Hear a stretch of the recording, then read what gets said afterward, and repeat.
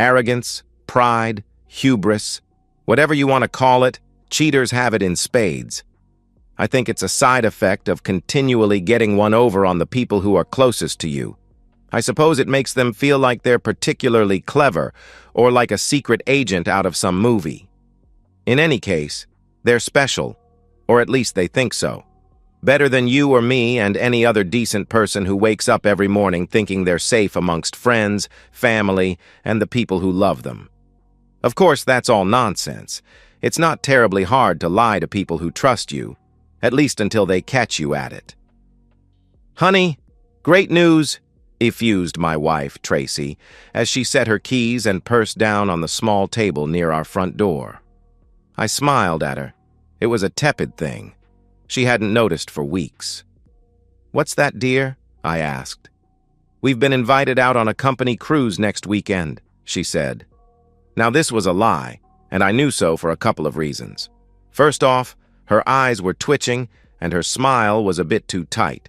After 10 years of marriage, I knew when she was being duplicitous, but these were two of her major tells. Secondly, I had read every single one of the text messages between her and Austin Butcher, the man she had been seeing for the last 5 months. "Wow, that's great," I said, the false sincerity practically oozing from my vocal cords. How could she not tell? "What's the occasion? Where are we going?" Tracy headed towards the kitchen and continued to talk to me over her back. "Oh, it's just for meeting our sales targets for the year, and I think we'll be heading out to a private resort for the weekend. It should be a lot of fun. Don't forget to pack a swimsuit." As I listened to the sounds of Tracy screwing around with our coffee maker, I pondered if there was any significance to the 2 more lies she just told me. You see, I knew for a fact that our destination was Butcher's private island, just a few miles off the Keys, and that the occasion was so that he could humiliate me. Text messages, remember? Just as Tracy appeared with her customary after-work Keurig cappuccino, I wondered, not for the first time, if I should just serve the divorce papers and take off for parts unknown. It definitely would be the sensible thing to do. At least far more sensible than getting on the private yacht of a millionaire that wants to embarrass you. However, I did have a couple of advantages over Butcher and my wife. For starters, I knew everything about their plans, but perhaps more importantly, the 2 of them were dumber than doctor posts. Tracy was staring at me with a smug grin, the kind of smile that made me think that her internal monologue was something along the lines of planning my humiliation. I just returned her grin, tooth for tooth, and politely asked what was for dinner. I think it slightly unnerved her. Austin Butcher was nobody special. Not really, anyway. His daddy had created a reasonably large real estate empire back in the 80s, and then had a stroke at the Piggly Wiggly, leaving everything to his idiot son. Austin then spent the next 10 years dismantling it, largely through his own incompetence. Still, he had a giant pile of money, which is what ultimately led him to my wife. My wife, Tracy, worked as a broker for a gallery that dealt in fine art and antiques, the kind of stuff that people with too much money bought, mostly because it was the only kind of long-term investment you could use to politely show someone how rich you were, since lighting cigars with $100 bills fell out of favor in the 1920s. Butcher had an office he needed to furnish, and Tracy had a commission she wanted to collect. The rest, as they say, is history. Honestly, I think it began innocently enough. I still remember Tracy walking through that door with a beaming smile, waving around a commission check like she won the lottery. It had been a hard year for us, the COVID lockdowns having turned our local economy into a tailspin, so Tracy's unexpected windfall was more than welcome. She practically leapt into my lap and kissed me with a fervor that I hadn't felt in what seemed like years. That's how depressed we all felt at the time. "Oh, honey," she exclaimed, "we have this new rich guy client and he's spending money like it's water." If I had been paying more attention, I think I would have seen the dollar signs in her eyes, hindsight being 20/20 and all that. It was kind of cute in a way. She bought me presents, at least at first. She talked about Austin all the time. That was less cute. Eventually, she stopped talking about him altogether, and I never saw her wave another check as she walked through the door, but I knew the money was still coming in. Until it wasn't. I probably would have remained blissfully ignorant of my impending date with Austin Butcher if my wife had been more intelligent. I have a theory about Austin that I won't bore you with, but to summarize in a nutshell, I think he has some serious psychological issues that express themselves in unusual ways. Sorry, I got sidetracked. Tracy is not very bright. She opened a secret bank account and used our home address. I found the statement. There was a lot, and I mean a lot of money in it. More than the both of us typically made in a year. I was a bit stunned, so I asked her in a roundabout way over dinner that night. "Hey, babe," I said while pushing my peas around on my plate. "What happened to those big commission checks? I noticed you haven't gotten one in a while." Tracy, to her credit, only dribbled her red wine out of the corner of her mouth instead of doing a full-on spit take. She floundered for a moment. The little hamster that ran the wheel in her brain was obviously chugging overtime. "I think he moved." I have to admit, I almost laughed at her. She was acting like a preteen who got called out for cheating on her boyfriend. "Oh, don't worry about him. He moved. We don't ride the bus together anymore." "You mean that big real estate guy, right? What was his name again?" I was pretending not to know who he was to allay any concerns she had that I might be onto her. It was probably a waste of effort, because as I mentioned before, Tracy is dumber than a bag of hammers. Austin something, I think," she said. Now, I'm sounding flippant, recounting all this after the fact, but at the time, Tracy's juvenile attempt at deflection hit me like a gut punch. It was at that moment that I was pretty sure my marriage was over. Still, I held out a little bit of hope.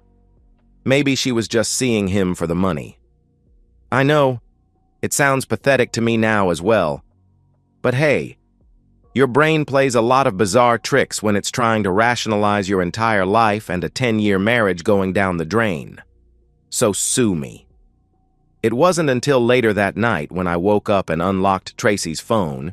She never bothered to change her code, she's not too clever, all right, and read her text messages that I fully understood how bad the situation was. I didn't cry, I'll give myself that, but it took me about 2 weeks until my stomach didn't feel like it wanted to rebel at odd times during the day. Anxiety will do that to you if you don't deal with it, and the best way for me to deal with it was to start working on a plan. Knowing where you're going, at least sometimes, is just as good if not better than knowing where you've been. Their plan, like them, was very simple.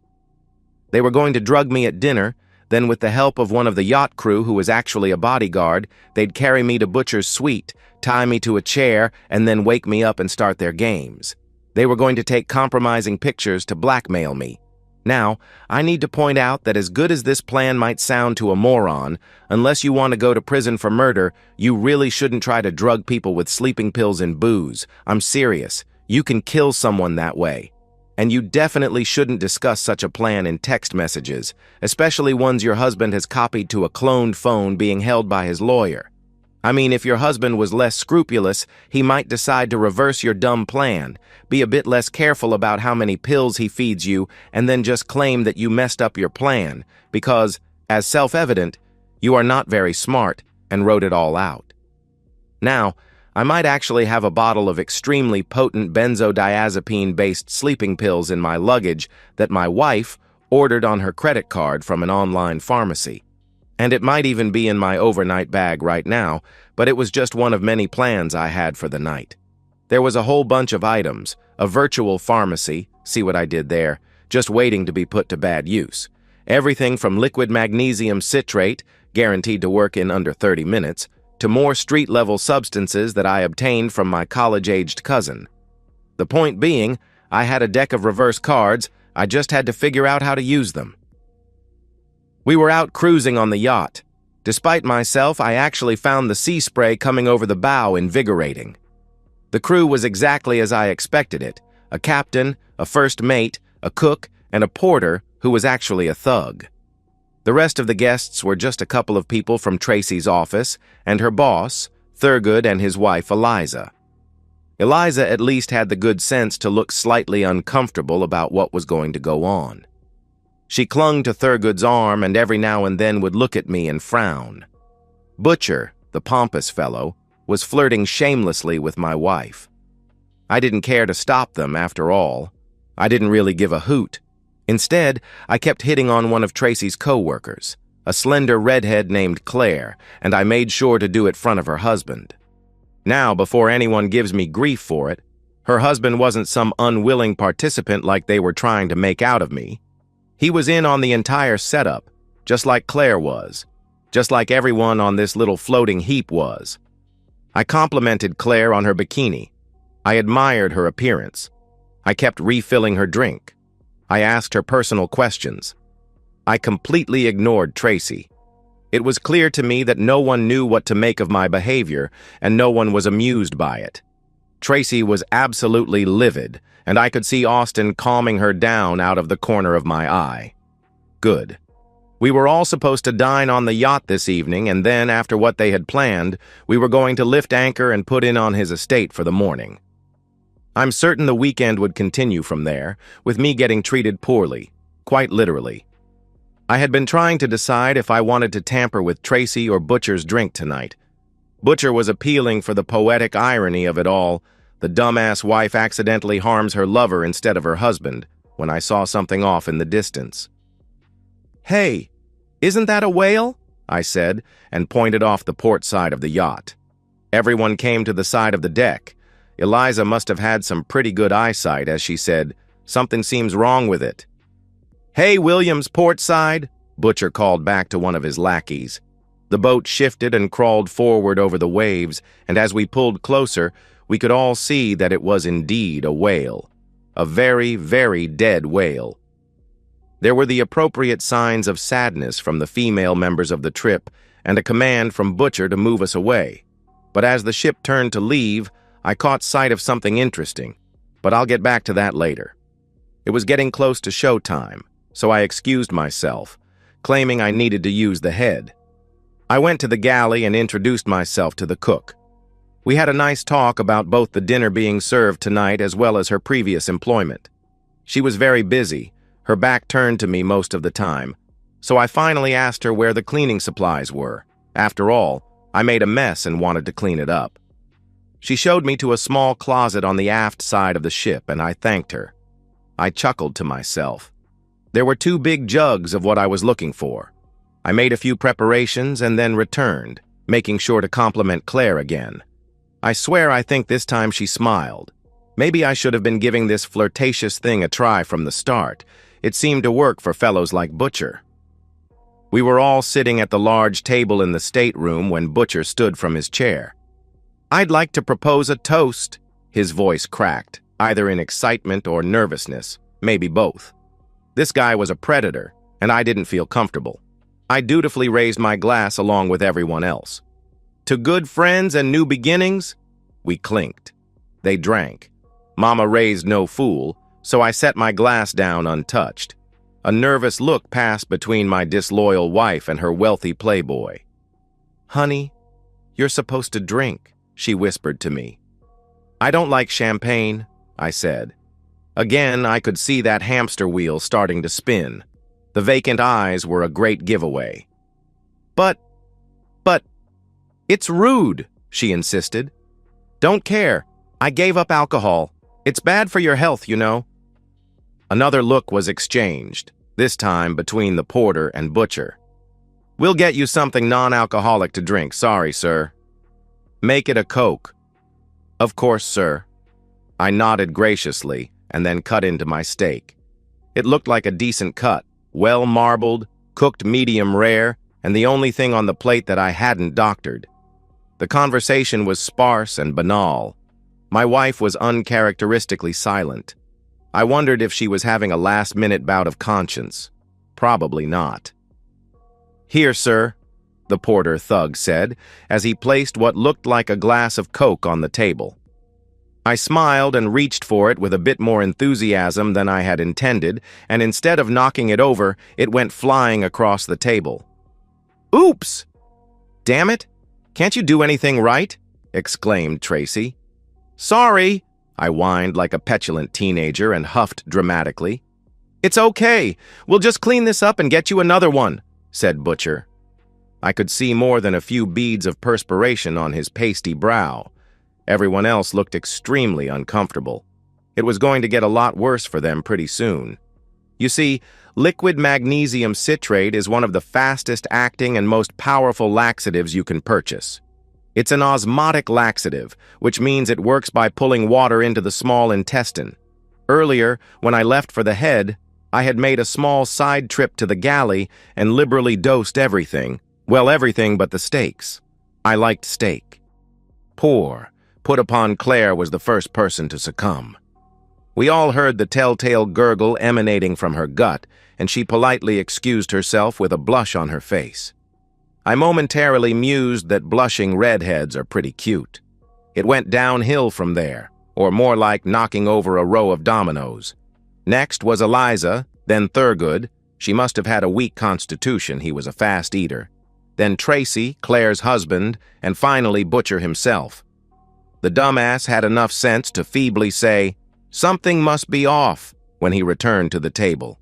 He was gone 4 minutes later for another trip. "Here, drink something," I said, holding out glasses of water that I had poured from the large carafe on the table. "You don't want to get dehydrated, you can die," I said with false seriousness. Tracy accepted the first glass from me, then others started to partake. The porter came back from the kitchen to warn everyone that there seemed to be some food poisoning served alongside with dinner tonight, only to be greeted with the foul smell of Thurgood having an accident while clutching his gut. Now, those of you who are clever, or particularly fiendish, probably realize that me offering water to everyone wasn't an act of altruism. I mean, of course it wasn't, right? No, every glass was liberally dosed with MDMA, better known to most of you as ecstasy. Now, if you thought a yacht filled with troublemakers literally having digestive issues was funny, just imagine that, but also experiencing altered states. I really wanted to stay and enjoy the show, but frankly, after a few minutes, the stench was overpowering. Tracy, honey, are you okay?" I asked my wife. She was prone, clutching her guts and sweating profusely. "I don't know what's wrong with me." I helped her up to her feet and led her from the room, claiming some fresh air might help her. It was cool outside, cooler than you might think for winter in Florida, even with the ocean breeze at night. "Tracy, can I ask you something?" She turned her head up from the deck and looked at me. For a moment, the moonlight caught her face, and I almost regretted what I was going to do. "Why did you do it, Tracy? Was it just for the money?" Her face, already pale, seemed to instantly lose all color. Her mouth hung open like a goldfish gasping for breath. "What?" she gasped. "Austin. Tracy, why were you seeing Austin?" My voice sounded sadder than I thought I actually was. That was interesting. "I never—" She started to lie. I cut her off. "Tracy, I know. I know everything. I know what you did. I know what you were planning to do tonight. I just don't understand why. Do you really hate me that much?" I sighed and leaned back against the railing. Tracy was obviously struggling with her digestive issues. "I don't hate you. I swear, I don't know." She grunted. She was losing her battle. "You must hate me. There's no other explanation that I can think of trying to hurt me that much, trying to drug me. Tracy, you were going to let that jerk hurt your husband." I was getting angry now. My hands were clenched in rage. "What the absolute heck, Tracy? What did I ever do to you to deserve that?" She was openly weeping now. The racking sobs finally caused her to lose control of her digestive system. The stench was nauseating, just like her behavior. For me, this was my moment of truth. Did I carry out my improvised plan, or did I just call the Coast Guard? It wasn't too late for me to end it without harm, to end it with a clear conscience. Unfortunately for Tracy, she was very unwise. "Just shut up! Shut up! You did this! You did this, didn't you?" she screeched at me. It seems like that hamster finally arrived at the obvious point. You son of a gun! Why couldn't you just be a good little pushover? You were treated horribly by me for weeks, you wimpy little loser." The moonlight caught Tracy again, and this time, instead of the sweet and beautiful girl I married, I finally saw her for what she was. A piece of work. And you know what they do with unwanted things at sea? They toss them overboard. "Put me down!" she screamed as I heaved ho and tossed her over the port side of the yacht. It wasn't that far down, but she hit with an impressive splash. There was a blessed moment of silence, and then she broke the surface of the water, and the yelling began again. "You jerk! Get me out of here, you loser!" she screamed. I sighed. What an unpleasant person. You see, as I mentioned briefly before, it was winter in Florida. A lot of people probably don't know this, but I was a science teacher, and as observed earlier in the day, when it's winter in Florida, sometimes schools of great white sharks retire to our waters. The interesting thing I saw before dinner was the telltale dorsal fins circling the half-eaten whale corpse. This alone wouldn't mean much, but I'm a science teacher, and hell, I love Shark Week on television. I watch it every time it's on. I knew that there were two things that sharks really love, more than blood even, sound and urea. Well, Tracy was making a lot of sound, especially with her thrashing around in the water. The urea was supplied by the 2 big jugs of ammonia I had tipped out an open window on my way back to complimenting Claire. Tracy was just launching into another round of insults when she let loose with an unearthly wail. "My leg!" she bellowed. Yup, just like catnip for sharks. Or sharknip, I guess.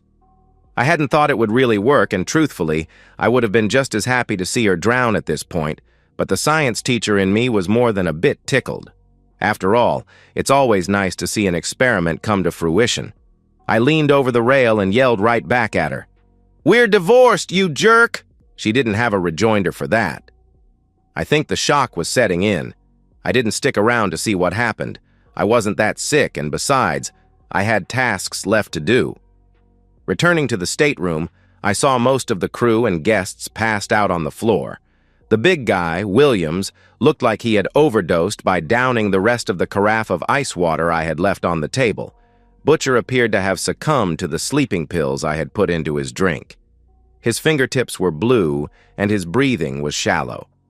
I found his room, tampered with his luggage, switched a couple of bottles in Tracy's, and then, with a theatrical sigh, I did the last thing I wanted to do tonight. I locked my cabin door and ingested the same substances that I had given the others. It was going to be a long night. The aftermath went much better than I had anticipated. Williams, the thug, had expired as I suspected. His awful boss lived, but that ended up working out well for me when the cops looked through my missing wife's phone and found out about the plan to drug me that night. The fact that she had some highly powerful sleeping pills and MDMA in her luggage, as well as more in her car and office, were the veritable smoking gun. Butcher, of course, was the real culprit. He had messages between him and Williams discussing the plan and even procuring MDMA and Rohypnol for his evening entertainment with me. The case went public, and it was a huge scandal, so big that even Butcher's millions couldn't buy him out of it. He ended up going to jail for a bunch of drug, assault, and conspiracy charges. I sued him extensively in civil court, no pun intended. No one could find Tracy at first. There was some speculation in the media that she had fled the country. I was interrogated by the police. They bullied, they bluffed, but eventually they had to relent as they had nothing. I hadn't even filed for divorce. I hadn't used a PI. I didn't need to. The 2 morons gave me all the evidence I ever needed. And I had never told my lawyer why he was holding a phone for me. I'm sure he suspected something, but hey, suspicion wasn't enough for him to go to the police, especially once I discussed with him my plans about suing Butcher's estate. Like my unfaithful wife, his eyes lit up with dollar signs at the prospect of commandeering some of the wealthy man's many millions. Eventually, a week later, a dismembered torso washed up on a northern beach. It was the obvious victim of a shark attack. They identified it as Tracy from the serial number on her remaining implant. The cop visits started again, but by this time I think everyone was over it. The police explanation was that she had fallen overboard and been eaten by sharks. It was more or less true after all. It was 2 years later when I was vacationing at an all-inclusive resort at Playa del Carmen when I met my future wife, Rebecca. Like me, she was a teacher, and also like me, she had been cheated on by her ex. As with all redheads, I thought she was very cute when she blushed. I remember her coming to my suite on that second night and gasping at how well appointed it was. "Rick, I thought you were a high school teacher. How did you afford all this?" she asked me. I checked her eyes for dollar signs and didn't see any. She took the scotch I had made for her and reclined on the couch. "Well, my dear," I said with an impish grin, "you see my lawyer. He was a real shark." And so, we've reached the end of today's story. Was it what you expected, or did it take a twist you didn't see coming? I'm curious to hear your thoughts. Share them in the comments below, and let's get a conversation going. If this story kept you hooked, make sure to hit that like button. And if you're new here or just haven't subscribed yet, now's the perfect time to join our community. I bring you fresh, captivating stories every day, so click that subscribe button and turn on notifications so you never miss out. Thanks for watching, and I'll see you in the next one.